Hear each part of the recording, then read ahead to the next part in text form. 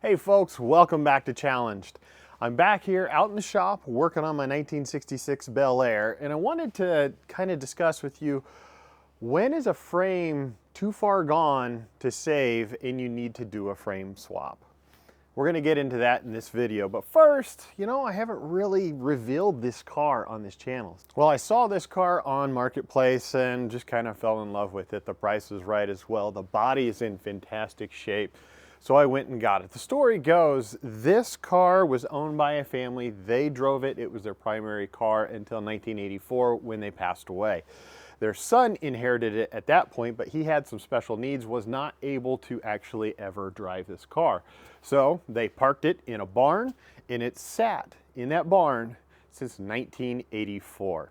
And I bought it from a gentleman that was a family friend of theirs that ended up helping them out with the estate, clearing things out. He bought the car from them, and then I bought it from him. But he was telling me that back when they would farm the areas around there, he would always see this car in that barn and wonder, man, I'd love to get that someday. And of course he did.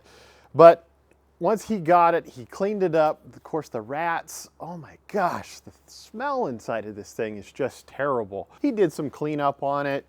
Tried to get the engine going again. It's factory 283 with a power glide. It was so locked up, there was just no way that it was gonna go, and he has lots of other projects. So he said, this one's gotta go. So I bought this, and here we are today. Once I got it back, I did some more cleanup on it and started tearing into it. Kind of wish I would have videoed more of it, but sometimes a guy's gotta get some things done. So I dug into this front suspension and just redid all the bushings and everything. I converted it to disc brakes. I made a whole video on that. If you want to see that, click on this link. And then of course, my son and I, we pulled out that tired, locked up 283 engine, and I replaced it with the Blueprint Engines 350 with a Turbo 350 backing it up. Well, as I dug into this car, you always keep your eyes open, you're looking for things. And everything that I had seen, this frame was just really nice and straight and in really good shape. I just hit it with the wire wheel, got painting on it.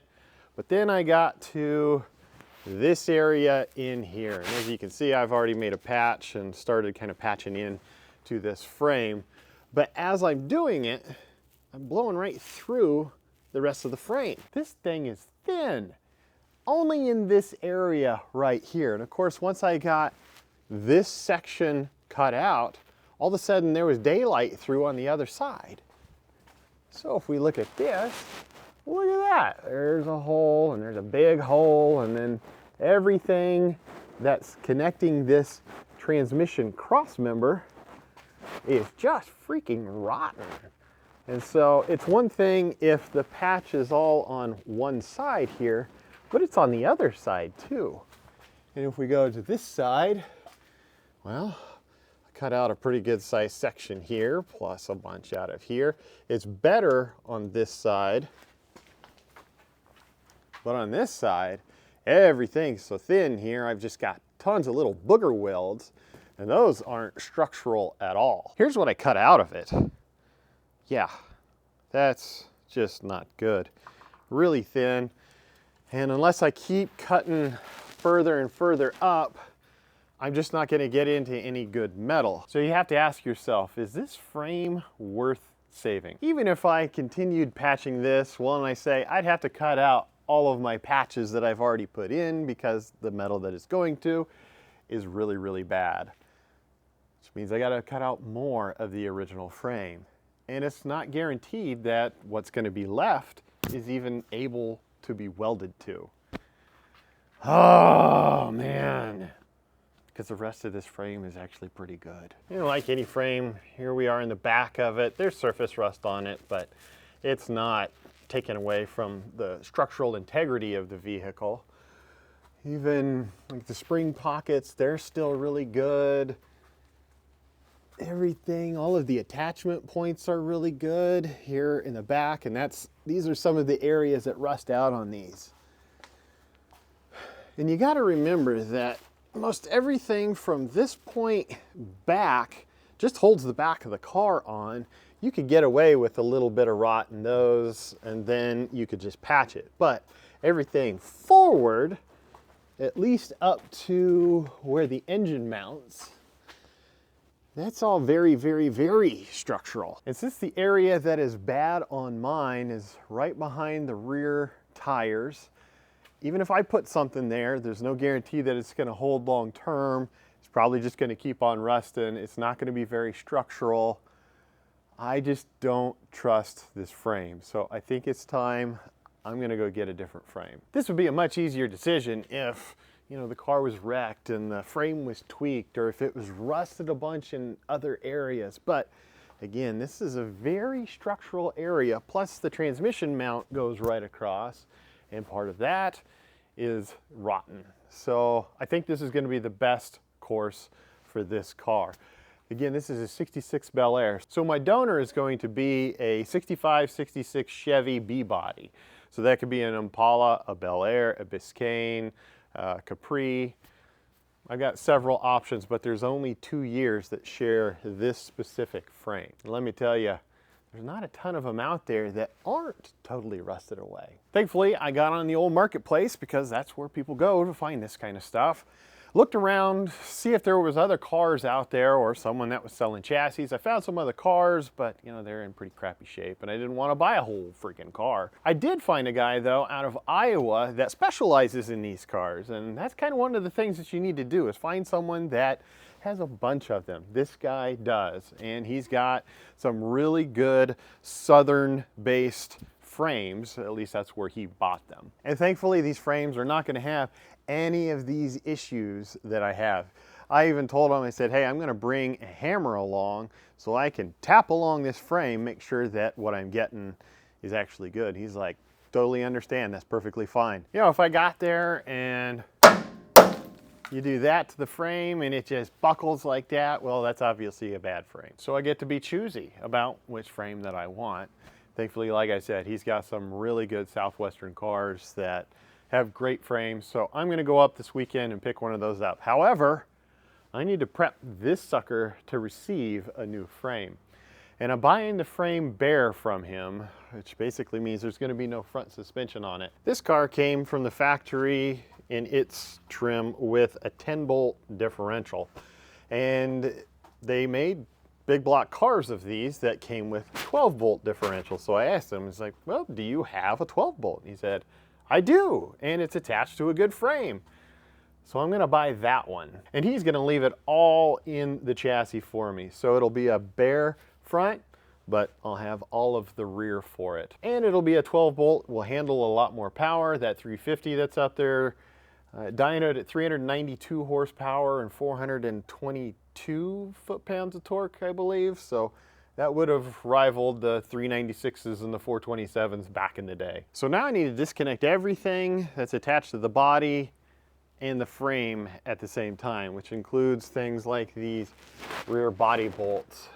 There's more body bolts way up in there. I've already taken those off. As we go forward, I've got to disconnect all of my brand new exhaust. I gotta disconnect the emergency brake cable.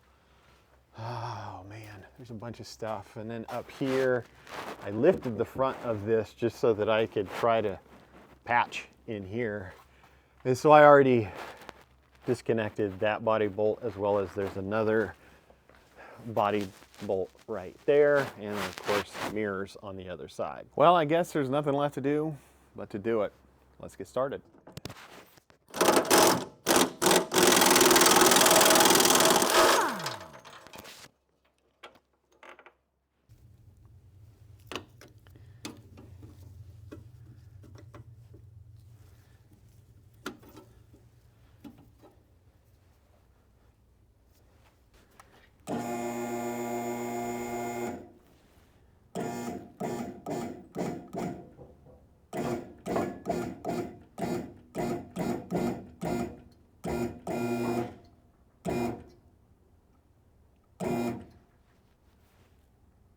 Well, wouldn't you look at that? I found 2 more body bolts that I still have to take out.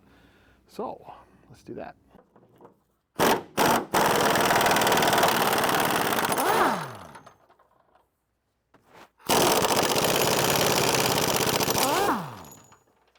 Oh, way better.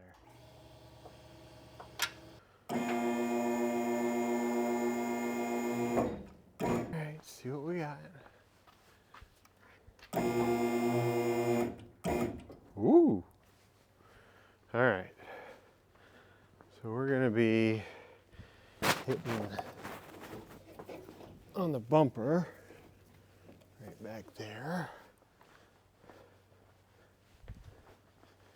Sure, still looks good.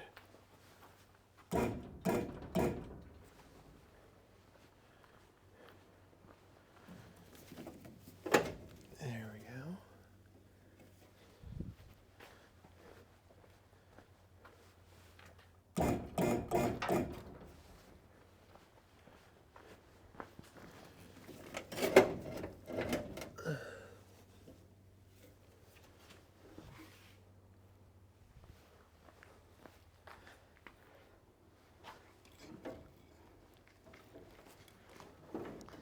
If only I could hold it and push the button at the same time.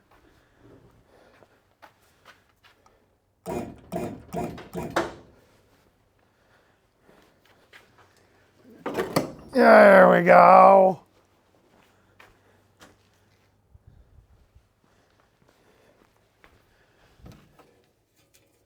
Stay.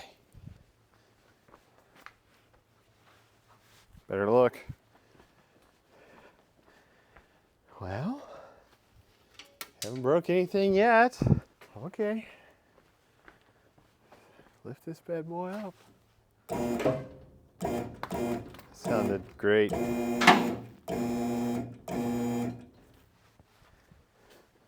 doesn't look too bad.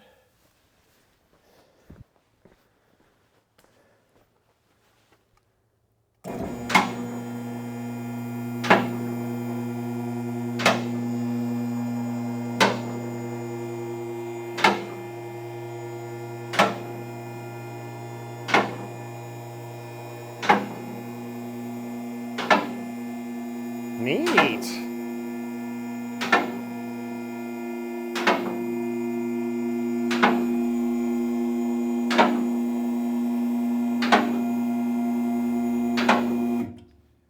Good enough.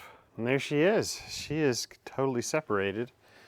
So the next thing is to transfer lots of stuff from this to the new one that I'm going to get, including the bumper, although if you look down that bumper, it's kind of bent.